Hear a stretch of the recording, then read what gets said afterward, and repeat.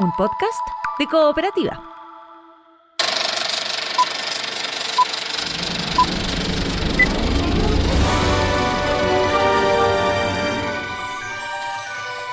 Hola, ¿cómo están? Soy Joel Poblete y este es Estrenos y Razones, el podcast que te cuenta por qué ver y por qué no ver alguna de las películas que están dentro de la cartelera nacional. Esta es una presentación de cooperativapodcast.cl.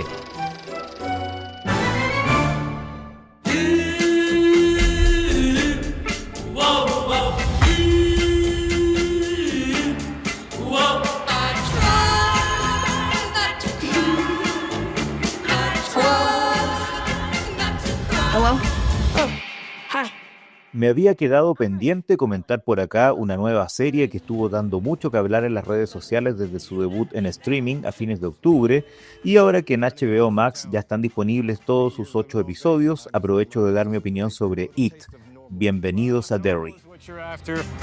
You two are going to love Derry. You don't like it much down here, do you, Miss Handler? You know, it's hard not to miss the things you leave behind.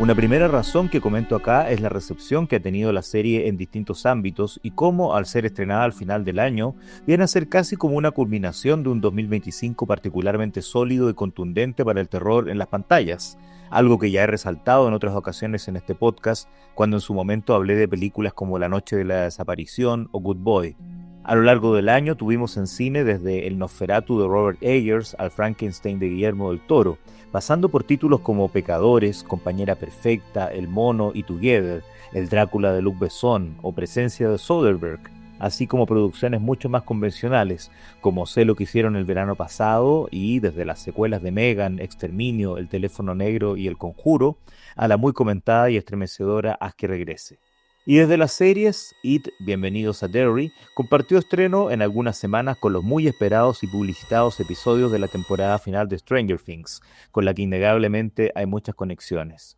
Pero It, Bienvenidos a Derry, tiene suficientes elementos atractivos por sí misma, partiendo por ser una precuela de lo que hemos conocido la década pasada en las dos películas de It. A nivel mediático había bastante interés, en las redes sociales había muchas expectativas y a juzgar por el desfile de historias, memes y videos que se fueron agregando a medida que se iban estrenando los capítulos cada semana, el impacto esperado se logró con creces. A nivel crítico la recepción ha sido mucho más mixta, hay que decirlo, pero sin dudas es una producción que ha dado que hablar y logró ganarse su espacio a nivel mediático y masivo.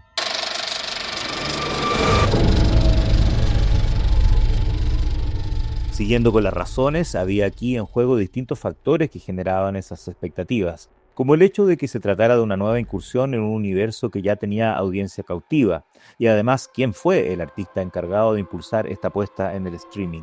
Desde el libro original de Stephen King, novela publicada hace ya casi 4 décadas, pasando por la primera adaptación a la pantalla como una miniserie en 1990, hasta las dos películas que revitalizaron esta trama en 2017 y 2019, se ha generado un creciente número de fans de esta historia. Y el hecho de que se pudiera retomar este mundo ahora a través de una serie que prometía profundizar y desarrollar lo que ya se conocía, en esta ocasión a modo de precuela, despertaba mucho interés, especialmente si se había confirmado que esta producción estaría encabezada por el mismo talentoso realizador y guionista que había estado a cargo de las películas, el argentino Andy Muschietti, acompañado por su hermana mayor, Bárbara, y por el actor y guionista Jason Fuchs, quienes también fueron previamente sus secuaces en los dos largometrajes. Desde su revelación internacional en 2013 con la película Mama, e incluyendo el arduo e intenso proceso para estrenar su incursión en las películas de superhéroes con Flash, Muschietti ha demostrado su talento y consiguió resultados muy positivos con sus largometrajes de It, especialmente el primero. Y acá en la serie dirige la mitad de los episodios, 4 de 8, los 2 primeros y los 2 últimos, y en especial en ese penúltimo y el último capítulo, la serie alcanza niveles memorables. Podríamos por todo eso decir que It, Bienvenidos a Derry es una producción magistral y sin falencias, que funciona a la perfección en todos sus elementos. La verdad es que no, porque varios de los cuestionamientos que ha recibido de los críticos que no han quedado totalmente convencidos o entusiasmados se pueden considerar justificados, especialmente a nivel de guión. porque por ejemplo, con la cantidad de historias, tramas y personajes que van surgiendo, es inevitable que algunas cosas que inicialmente parecían importantes luego van quedando por el camino o pasan a segundo plano. Pero a pesar de eso, creo que es una propuesta atractiva, que consigue destacar entre otras del género, que no defraudará a los y las fans, tanto por lo bien que funciona como continuidad y complemento de las películas, como por los guiños que quienes son entendidos y entendidas sabrán reconocer a lo largo de los capítulos, incluyendo a ciertos personajes que no solo pueden sonar familiares a quienes gustaron de los films de It o leyeron el libro, sino además hay conexiones con otros títulos creados por Stephen King. Para quienes encuentren que hay muchos aspectos que recuerdan a Stranger Things, es bueno recordar que esa popular serie bebía bastante de influencias, entre las que se pueden encontrar las propias novelas de King y la mismísima It. Aquí el resultado cautiva pronto, desde el muy potente prólogo con el que se inicia la serie y además con esos créditos iniciales que bajo su diseño aparentemente cándido y naif muestran lo terrorífico que se mezcla con lo cotidiano.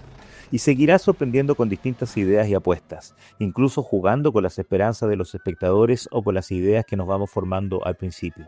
Es una producción que entretiene y aterroriza, que tiene elementos capaces de conmover, que expande una realidad ya conocida y que tiene el potencial de capturar nuevos seguidores. Muschietti ya ha dado a conocer que tiene planes de continuar con otras 2 temporadas, pero al cierre de este podcast aún no hay una confirmación totalmente oficial.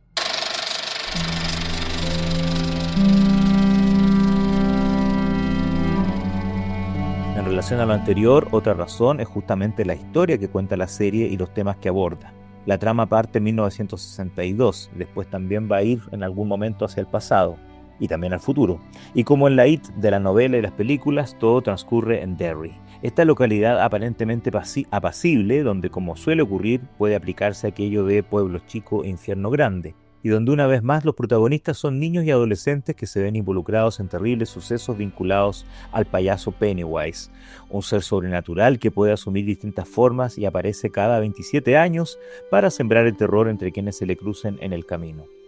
A diferencia de la primera película, donde los adultos son más los personajes secundarios, en la serie tienen mucha relevancia y comparten el protagonismo. Por ejemplo, los Hanlon, Charlotte y Leroy, padres de uno de los niños, así como los oficiales de la Fuerza Aérea de la base donde llega a desempeñarse Leroy, en particular Dick Halloran, el atormentado personaje cuya telepatía le permite funcionar como una especie de clarividente que puede ver a los muertos entre nosotros.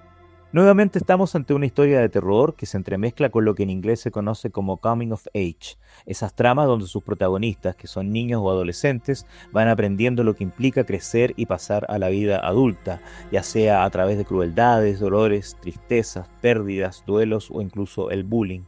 Lo que también distingue a It, Bienvenidos a Derry, en comparación con las películas, y que ha dividido las opiniones entre los críticos e incluso las audiencias que la han visto, es que acá se van desarrollando otras temáticas, como el racismo del hombre blanco, no solo hacia los afroamericanos, sino también hacia los pueblos originarios. La manera en que esto se muestra, si se siente genuina o forzada, y si pasa a tener tanta relevancia como el relato de terror, es lo que a algunos les convence y a otros no. Pero eso por supuesto dependerá de la opinión de cada espectador.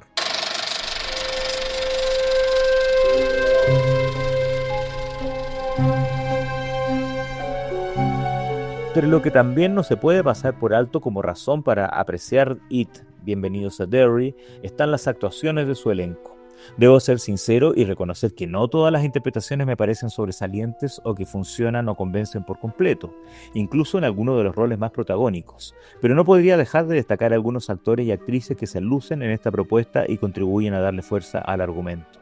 Algunos de los niños y adolescentes protagonistas son muy talentosos, en ciertos casos nos gustaría que hubieran podido figurar más, en otros no están totalmente a la altura. Pero por un lado, sin duda hay que reconocer que en el rol de Lily, la atribulada joven a la que todos creen loca y que debe soportar una serie de obstáculos y momentos difíciles a lo largo de los episodios, Clara Stack tiene que sortear difíciles exigencias actorales. Aunque indudablemente quien se roba el corazón del público, y así se ha notado en redes sociales, es Ariane Cartaya, el carismático niño de 12 años que interpreta al simpático Rich Santos, quien al igual que él es un estadounidense de origen cubano.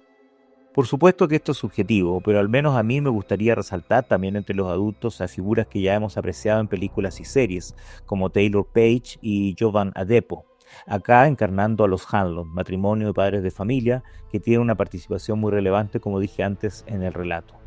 a Kimberly Guerrero, o Guerrero como le dicen allá, como Rose, una sabia y enigmática mujer de origen indígena, o Chris Chalk encarnando al intenso y atormentado Dick Halloran, exigente personaje que los y las fans de Stephen King ya conocen de otros libros del autor que han sido llevados a la pantalla. También me alegró mucho ver en un personaje en apariencia secundario que va cobrando más relevancia a Madeleine Stowe, la actriz que apreciamos especialmente en sus roles en recordadas películas de importantes directores de los años 90, como El último de los mohicanos de Michael Mann, Shortcuts de Robert Altman y 12 monos de Terry Gilliam, entre otras. Y otro veterano me pareció muy sólido, James Remar. Si bien en su caso pienso que le perjudica el desarrollo que irá teniendo su personaje por culpa del guión más que de su actuación. Y como era de esperar, una vez más, Bill Skarsgård se luce como el payaso Pennywise, que si bien, como han comentado críticos y públicos, se hace esperar bastante en los primeros capítulos, una vez que aparece ya toma la delantera, y está incluso más siniestro y terrorífico que en las películas. Además, acá Skarsgård, quien también es uno de los productores de la serie, tiene la posibilidad de desarrollar otras facetas, como Bob Gray, la persona que pasó posteriormente a ser Pennywise.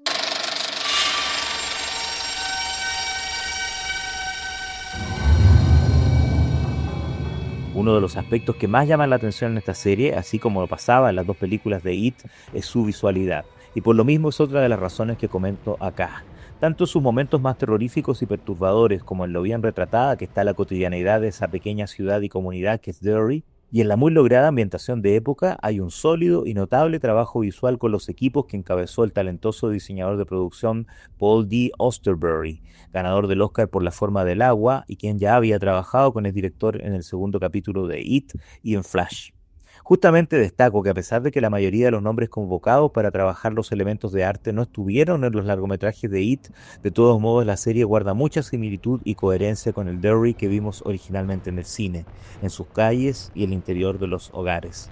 Entre todos los artistas convocados puedo destacar también a los 5 directores de fotografía, así como la supervisión de dirección de arte de Colin Wood, quien fue director de arte en producciones como Shazam y en la serie antológica del 2022 El Gabinete de Curiosidades de Guillermo del Toro. Y también destaca especialmente el diseño de vestuario del canadiense Luis Sequeira, 2 veces nominado al Oscar por películas de Guillermo del Toro, En la forma del agua y El callejón de las almas perdidas, y quien ya había trabajado con Muschietti como vestuarista de Mamá, y también en otros proyectos de terror como la nueva versión de Carrie hace algunos años. De verdad hay una excelente labor ambientando no solo el Derry de los años 60, ya que también la historia viaja en el tiempo a varias décadas antes de los hechos que relata. Y por supuesto que merece una mención especial los efectos visuales, que son vitales para que funcione el andamiaje del terror y los juegos mentales en los que se ven envueltos los personajes, cuando no siempre queda claro qué es real y qué es imaginario o pesadilla.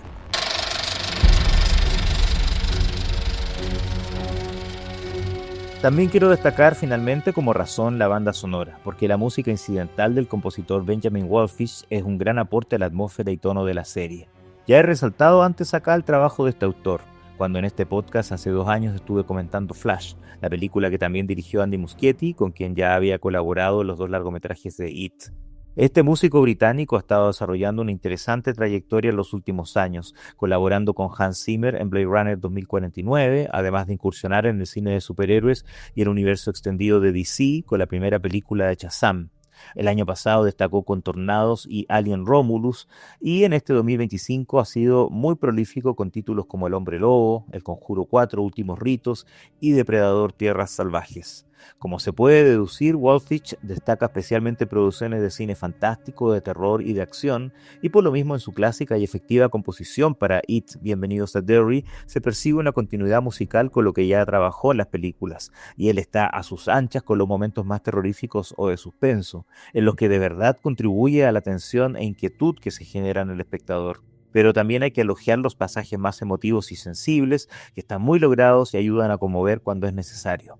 Además, como era de suponer, el soundtrack incluye a lo largo de los capítulos distintas canciones de los años 60 o anteriores que sirven tanto como para apoyar el contexto de la época como para en determinados momentos funcionar como contraste con lo que está pasando en la trama, como de hecho pasa con A Smile and a Ribbon, el candoroso clásico de los años 50 que se escucha mientras vemos los títulos de crédito de cada capítulo. Y por supuesto, tratándose de una historia como esta, si se menciona lo sonoro, hay que elogiar también el gran trabajo con el sonido, cuyo impecable diseño y ejecución ayuda a que algunos momentos sean de verdad muy espeluznantes.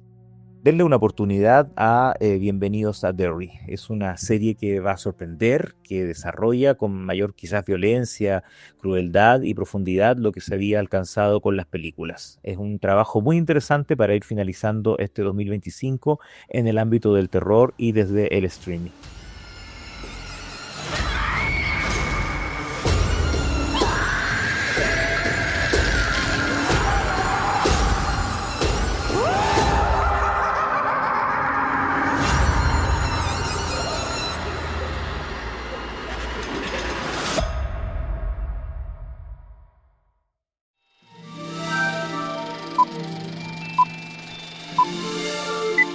Estrenos y razones. Esta es una presentación de cooperativapodcast.cl.